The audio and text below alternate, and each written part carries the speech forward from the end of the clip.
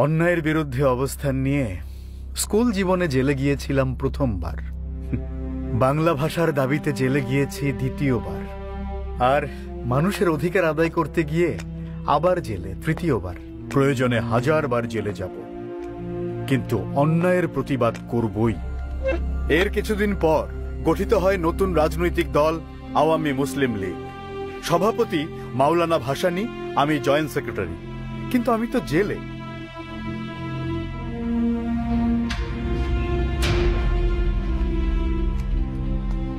জেলে খুব কষ্ট না? কষ্ট হইলেও কিছু করার নাই। যে পথ বাইসা নিছো সেটা কঠিন পথ, ঘাত প্রতিঘাত আসবেই, তবে তুমি পারবা ইনশাআল্লাহ। মজিবর, এখন কিন্তু তোমার দায়িত্ব বাইরে গেছে, বড় মাঠে খেলতে হবে। দোয়া করবেন হুজুর।